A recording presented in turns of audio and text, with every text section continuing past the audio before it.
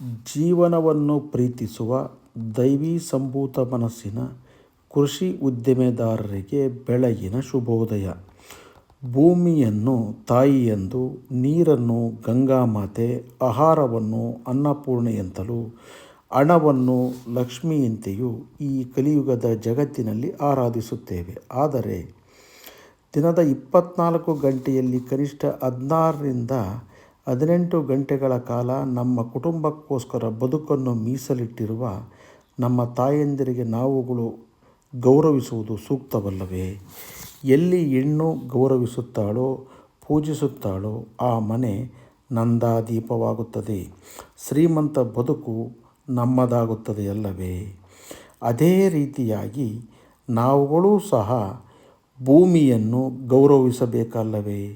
ನಾವುಗಳು ಮಣ್ಣನ್ನು, ಮಣ್ಣಿನ ಜೀವಿಗಳನ್ನು, ಮಣ್ಣಿನ ಸಂಪತ್ತನ್ನು ಗೌರವಿಸಬೇಕು, ಸಂರಕ್ಷಿಸಬೇಕು.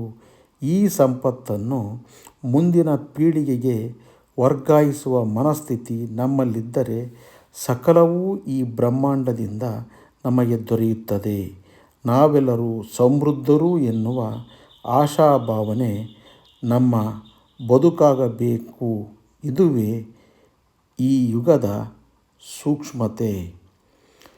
ಪ್ರತಿಯೊಬ್ಬ ರೈತ ಬಾಂಧವರು ಕೂಡ ಪ್ರಕೃತಿಯ ಸಂಪತ್ತಾಗಿರ್ತಕ್ಕಂತಹ ಹಸಿರೆಲೆ ತ್ಯಾಜ್ಯವನ್ನು ನಿರಂತರವಾಗಿ ಮಣ್ಣಿಗೆ ಸಮರ್ಪಿಸುವುದರಿಂದ ಹಾಗೂ ಜೈವಿಕ ಕೃಷಿಯ ಕಡೆಗೆ ಒತ್ತು ನೀಡುವುದರಿಂದ ನಿರಂತರವಾಗಿ ಮಣ್ಣಿನ ಸುಸ್ಥಿರತೆಯನ್ನು ಉಳಿಸಿಕೊಂಡು ತೋಟಗಾರಿಕೆ ಅಥವಾ ಕೃಷಿ ಮಾಡುವುದರಿಂದ ನಮ್ಮ ಬದುಕು ಸಂಪೂರ್ಣವಾಗುತ್ತದೆ. Thank you.